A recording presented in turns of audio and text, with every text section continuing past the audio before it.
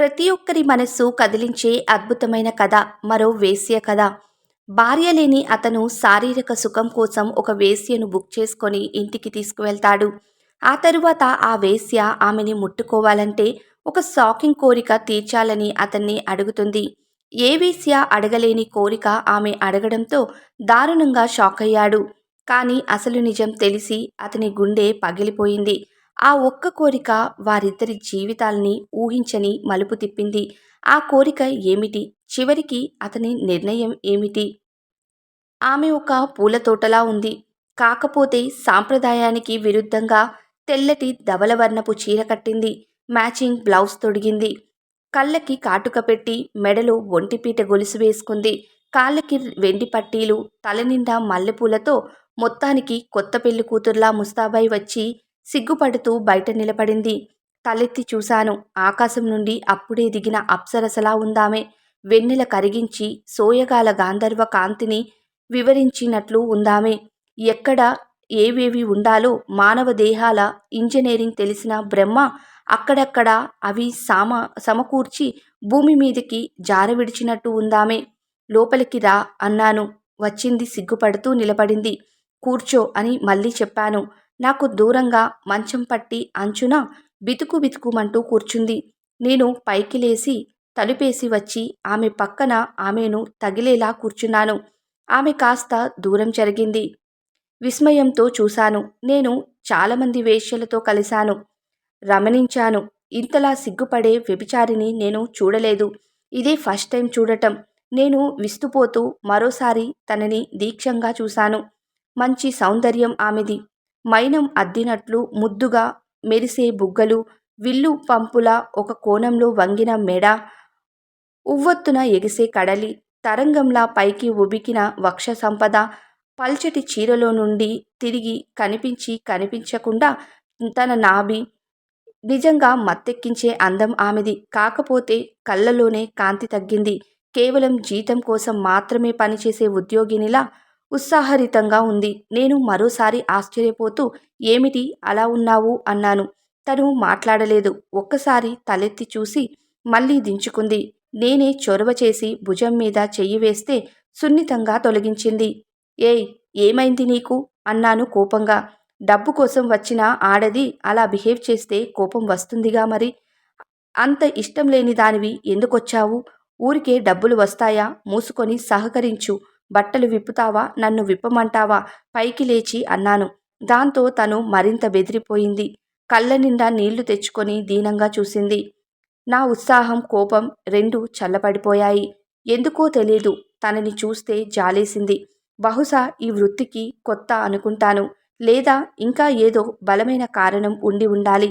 లేదంటే ఇంతదాకా వచ్చాక ఎందుకు నిరాకరిస్తుంది అనుకొని ఏమిటి అలా ఉన్నారు? ఏమైంది అని సున్నితంగా అడిగాను. ఎందుకో గాని తనని నువ్వు అని సంబోధించటానికి కూడా మనస్సు రాలేదు. ఒంట్లో బాగోలేదా అని నుదురుని స్పర్శించబోయి అడిగాను. అంటే తనని తాకే ధైర్యం లేదని కాదు, ఎందుకో అలా అనిపించింది. అయినా ఆమె మౌనం వీడలేదు. నాకు చిరాకేసింది. మీరు చాలా మౌనంగా ఉంటే ఏంటి అర్థం? పోనీ నాతో కలవడం మీకు ఇష్టం లేదా? లేక పైకం చాలదా? గట్టిగా అన్నాను. ఆమె ఉలిక్కిపడి చూసి అయ్యో అది కాదు అంది. ఏది కాదు? మీరంటే ఇష్టం లేకపోవటం. మరి ఇంకేంటి కారణం? డబ్బులా అని అడిగాను. దానికి కాదు కాదు అనగానే కాకపోతే ఇంట్లో ఇద్దరు పసివాళ్ళు నిగిసి ఉన్నారు. ఆ పసివాళ్ళు అలా పోయారా అని చిరాగ్గా అన్నాను. అన్నాక బాధేసింది. ఆమె సమస్య ఏంటో పూర్తిగా వినకుండా ఎందుకు అలా అన్నాను అని అనిపించింది. తలెత్తి చూస్తే తను మౌనంగా ఉంది. ఇలాంటివి నాకు సహజమే అన్నంతగా. మళ్ళీ సర్దుకొని నెమ్మదిగా అడిగాను. ఏంటి? ఏమైంది వాళ్ళకి అని. రెండు విధాలుగా వాళ్ళకి రెండు దినాలుగా వాళ్ళకి తిండి లేదు. చెబుతుంటే ఆమె కంఠం గీరపోయింది. వాళ్ళని తలుచుకుంటూ మీతో పడుకోవాలంటే మనస్సు రావడం లేదు చెప్పి కన్నీరు తుడుచుకుంది. నేను విద్యుత్ గతం తగిలినట్టు ఆగిపోయాను. మరి అలాంటప్పుడు రావడం దేనికి అన్నాను. అంటే ఇంట్లో బియ్యం నిండుకున్నాయి. వండి పెట్టేసి వద్దామంటే బదులు కూడా దొరకలేదు. కనీసం ఈ రోజైనా వాళ్ళ కడుపు నింపుదామని ఇలా వచ్చాను. నాకు ఎక్కడో కలుక్కుమంది. ప్రయాణం ఇంకా మొదలవ్వకముందే మనస్సు దుఃఖపు తీరానికి తాకేసింది. వృత్యం మధ్యలో నేను నిలబడి ఇదే జీవితం అనుకుంటాం. నిజమైన జీవితానికి అవతల ఏమో ఉంది. తెలుసుకోలేకపోతున్నాం. బిడ్డల ఆకలి తీర్చటానికి వ్యభిచారంలోకి దిగిన తల్లి. ఆవిడ కోసం ఎదురు చూసే పిల్లలు. మనసంతా బ్లాంక్‌గా అయిపోయింది. కోరికలదేముంది? మనసు చెదరగానే అవి ఒక మూలకి వెళ్ళిపోతాయి. పైకి లేచి ఆమెకు ఎదురుగా ఉన్న కుర్చీలో కూర్చొని సదురుకొని కూర్చున్నాను. మీ వారు లేరా అన్నాను. తను బాగా బతికి చెడిందని నాకు అర్థమైంది. అందుకే ఆమె గతం తెలుసుకోవాలని నిర్ణయించుకున్నాను. అసలు ఉన్నారా మీ వారు? ఉండేవారు. 10 రోజుల క్రితమే యాక్సిడెంట్లో పోయారు. ఏం చేసేవారు అని అడిగాను. Lorry driver. మాకంటూ ఏమీ మిగల్చలేదు. నేను పెద్దగా చదువుకోలేదు. వేరే ఏ పని నేర్చుకోలేదు. ఆవిడ దీనగాథ నాకర్థమైంది. వేరే పని చేతకాక ఆకలితో ఉండలేక మనస్సు చంపుకొని ఈ వృత్తిలోకి దిగింది. తీరా వచ్చాక నీతి నియమాలు అడ్డు తగులుతున్నాయి. ఆకలికి అభిజత్వానికి మధ్యలో కొట్టుకుంటుంది. అయితే ఇప్పుడు ఏం చేద్దామంటారు అన్నాను.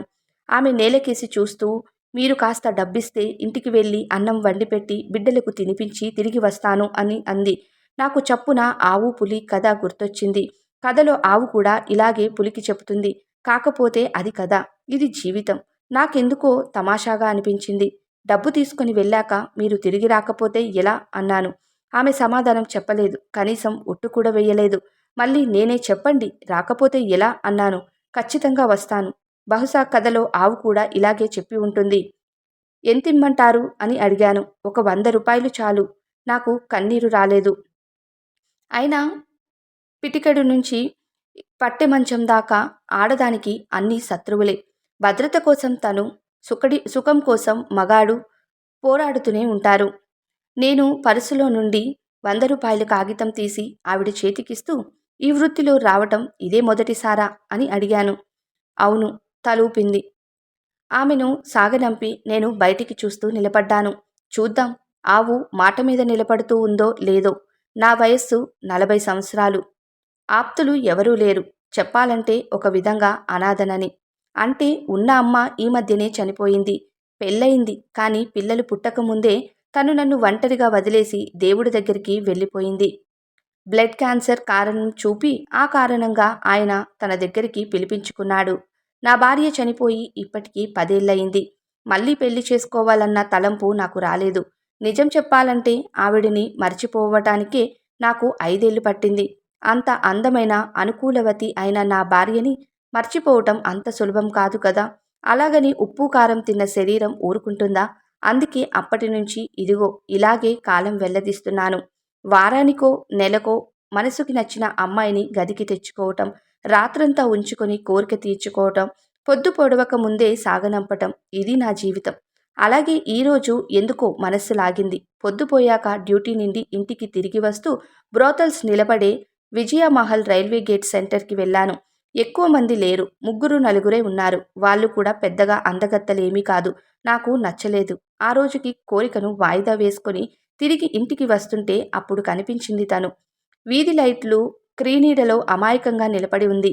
అంటే అమాయకమైన లేడి పిల్లలాగా అన్నమాట. వ్యభిచారంలో ఉండే చురుకుతనం కానీ హొయలు కానీ ఆమెలో లేవు. అందంగా సంసారపక్షంగా ముచ్చటగా నిలబడి ఉంది. నాకు తనని తొలిసారి చూడగానే అనిపించింది. ఈవిడ ఈ ఫీల్డ్‌కి కొత్తైనా అయ్యుండాలి. లేదా మనస్సు చంపుకొని ఈ వృత్తిలోకి దిగిందై ఉండాలి అనుకుంటూ ఆమెని సమీపించి వస్తావా అన్నాను. తలూపింది. ఎంత అని అడిగాను. ఆవిడ కాసేపు నాంచి నాకు తెలీదు. మీరే చెప్పండి అని అంది.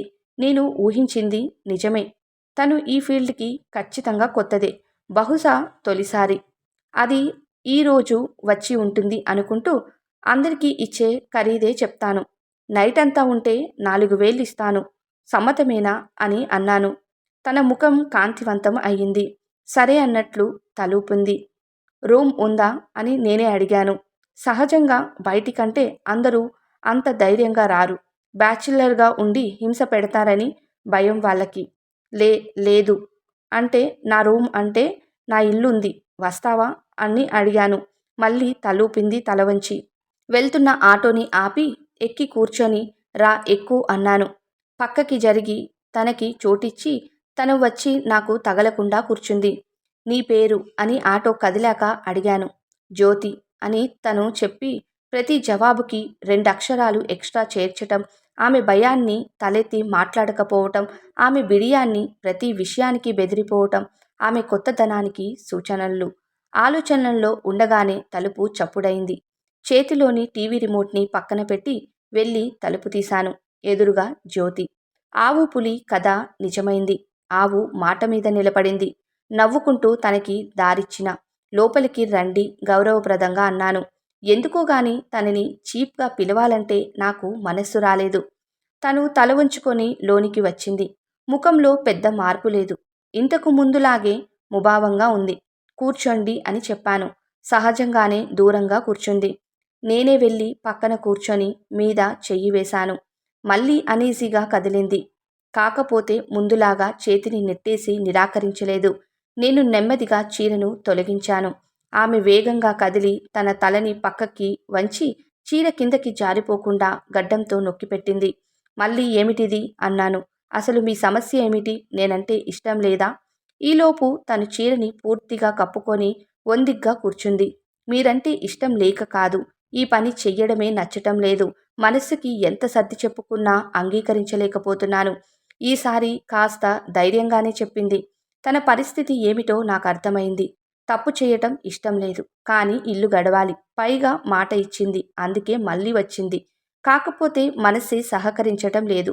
అలా అనుకున్నాక నేను తనని ఇక బలవంతం చెయ్యలేదు. దూరం జరిగి కూర్చుంటూ సరే నీకు ఇష్టం లేకపోతే వదిలేయండి. నాకు 100 రూపాయలు కూడా ఇవ్వనక్కర్లేదు. తిరిగి మీ ఇంటికి వెళ్ళండి. నేను మరొకరిని చూసుకుంటాను అన్నాను. ఆమె దెబ్బతిన్నట్లుగా చూసింది. నేనే చెప్పాను. నిజంగా నాకేమీ బాధలేదు. మీరు వెళ్ళండి. రేపు మరి ఎవరినైనా తెచ్చుకుంటానులెండి అని నవ్వుతూ అన్నాను. ఆవిడ ఆన్ బ్యాలెన్స్డ్గా కనిపించింది. ఇక బడి ఎగ్గొట్టాలనుకున్న పిల్లవాడు స్కూల్ బయట నిలబడి వెళ్దామా వద్దా అని ఎలాంటి అస్థితిలో ఉంటాడో అలానే ఉంది ఈమె పరిస్థితి. ముందుకు వెళ్ళలేక వెనక్కి రాలేక మధ్యలో ఊగులాడుతుంది. నేను మరోసారి నవ్వి చెప్పాను. వెళ్ళండి, నేనేం ఫీల్ కాను అన్నాను. ఆమె మాట్లాడలేదు. మరో 5 నిమిషాలు ఆలోచిస్తూ గడిపింది. బహుశా ఈ గిరాకీ వదులుకుంటే రేపు ఎట్లా గడవాలి అన్న ఆలోచననే ఉండాలి ఆమెది. నేను కూడా తమాషాగా ఆమెను చూస్తూ నిలబడ్డాను. ఆమె పడుతున్న స్ట్రగుల్ చూసి నాకు ముచ్చటేసింది. ఒక తప్పు చెయ్యాలని వచ్చి చెయ్యలేకపోవటం ఆమె బలహీనత.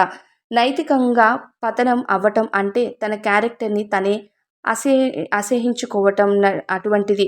ఇది ఆమెకు సాధ్యం కావడం లేదు. మరో 5 నిమిషాలు ఆలోచన తర్వాత తను ఒక నిర్ణయానికి వచ్చి తలెత్తి ఇలా కాదు గాని రండి అంది. తన పైట చెంగుని తనే తొలగించింది. ఇక తొలగించాక సిగ్గుతో చచ్చిపోతూ నిలబడింది.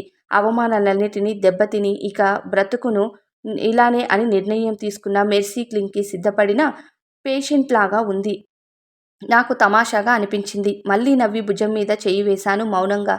మౌనంగా ఉంది. చేతిని భుజంపై నుండి మీదకు ఎద మీదకు చార్చాను. క్షణమే మళ్ళీ అత్తిపత్తిలా ముడుచుకుపోయింది. నేను చేతిని తొలగించి ఈసారి ఏమైంది అన్నాను.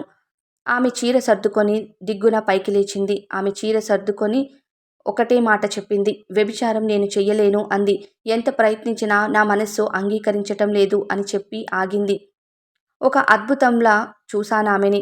తన కళ్ళలో, శరీరంలో ఒక సంఘర్షణ కదలాడుతుంది. నాకు తెలిసి ఆవిడ విలువనిచ్చేది శీలానికి కాదు, మనస్సుకి. మనస్సాక్షి కంటే గొప్ప విమర్శకురాలు ఎవరున్నారు? ప్రస్తుతం ఆమె పడే మానసిక సంఘర్షణ అదే. ఆమె మనస్సుతోని పోరాడుతుంది. ఈలోగా ఆమె కాస్త చేరుకొని ఒక పని చేస్తారా అంది. చెప్పండి అని అడిగాను. ఈసారి ఏ క్షణం ఆలోచించకుండా నాకు అర్థం కాక అన్నాను. ఏం చెయ్యమంటారు నన్ను అని అడిగాను. ఒక చిన్న పసుపు తాడుని నా మెడలో కట్టి ఈ రాత్రికి మీదాన్ని చేసుకోండి. అప్పటికైనా ఈ గిల్టీ ఫీలింగ్ తగ్గుతుందేమో. అలాగని ఎప్పటికీ మీ భార్యగా ఉండిపోను. డబ్బులు అడగను. 4 ఇళ్లలో వంట పనో పాచి పనో చేసుకొని బ్రతుకుతాను. అంతే క్షణక్షణం ఇలాంటి చావు చస్తూ బతకలేను అంది. అది కూడా మీరు సహాయం చేస్తారు కాబట్టి, నేను మాట ఇచ్చాను కాబట్టి ఈ రాత్రికి మాత్రమే మీ దగ్గర పడుకుంటాను అంది కన్నీటితో. నేను సన్నగా వణికాను. భయంతో కాదు, ఒక గొప్ప వ్యక్తిత్వాన్ని చూశానన్న ఆనందంతో. కదిలి కదిలి మనస్సు కదిలించి నన్ను నేను తెలుసుకుంటూ భార్య పోయిందన్న విషంతో రోజుకొక వ్యభిచారితో నాకు కేవలం పిల్లల ఆకలి తీర్చటానికి వ్యభిచారటానికి సిద్ధపడి పని చేయలేక సతమతమవుతున్న ఆమెకి తేడా ఏమిటో నాకు అర్థం కాలేదు. మనిషి బ్రతకటానికి ఏముంది, ఎలాగైనా బ్రతకొచ్చు. కాకపోతే విలువలతో బ్రతకడమే గొప్ప. నాలో ఎక్కడో ఏదో కదలిక. నేను నవ్వలేదు. ఆమె చుబుకం పట్టి పైకెత్తి ఇటు చూడండి అన్నాను ఆత్మీయతంగా. ఎందుకో ఆ క్షణం ఆమె నా స్పర్శని నిరాకరించలేదు. తలెత్తి నా కళ్ళలోకి చూసింది. మిమ్మల్ని ఈ రాత్రికి కాదు, శాశ్వతంగా నా ఇల్లాలుగా చేసుకుంటాను. సమ్మతమేనా అన్నాను. ఆమె సందిగ్ధతతో చూసింది. మళ్ళీ నేనే అన్నాను. అది కూడా ఈ 4 గోడల మధ్యన కాదు, 10 మంది సమక్షంలో గుడిలో దైవ సాక్షిగా నిన్ను వివాహమాడతాను. మీకు అంగీకారం అయితే? ఆమె కళ్ళల్లో జ్యోతి కదిలింది. ప్రవాహం అయింది. నిజమా అంది. చనిపోయిన నా భార్య సాక్షిగా నిజం. ఆమె నన్ను శంకించేలేదు. మనస్ఫూర్తిగా నవ్వింది. ప్రేమను నింపిన కళ్ళతో చూసింది. ఇక వలువలు జార్చమని నేనేమీ అడగలేదు. తనే విప్పేసింది. ఆప్యాయంగా నా మీదకు వాలింది. తన పెదవులతో నా పెదాలను కలిపింది. మనస్ఫూర్తిగా తృప్తిగా నన్ను అల్లుకుపోయింది. ఆడది ఏదైనా ప్రేమతో ఇస్తేనే ఆనందం. డబ్బుతో వచ్చేది యాంత్రికమే మాత్రమే. ఆ రాత్రి మొత్తం నిద్ర లేకుండా నేను తెలుసుకున్నది అదే. తెల్లవారుజామున గుడిలో కొంతమంది స్నేహితుల సమక్షంలో నేను ఆమె మెడలో 3 ముళ్ళు వేశాను. తన పిల్లలతో సహా తనని సంపూర్ణంగా నా భార్యగా స్వీకరించాను. ప్రతి క్షణం తనకి తోడుగా అండగా నిలబడ్డాను. నన్నుగా ప్రేమించే ఒక తోడు నాకు దొరికింది. తోడు లేక బాధపడుతూ ఉన్న ఒక భర్తకు ఆమె మంచి భార్య అయ్యింది. ఇక పిల్లలతో తిండి కూడా తినలేక భర్త దూరమై బాధపడుతూ ఉన్న ఆ ఆడమనిషికి భర్త తోడయ్యాడు. ఈ ఒక్క చిన్న కథ ద్వారా ఇక ఇద్దరు మనస్సులు కలిసిన ఈ కథ విన్నాక మీకేమనిపించిందో మీ విలువైన అభిప్రాయాన్ని కామెంట్ బాక్స్లో షేర్ చేయండి. ఇలాంటి చక్కటి కథల కోసం మన ఛానల్కి ఇప్పుడే సబ్స్క్రైబ్ అవ్వండి. Thank you so much for watching.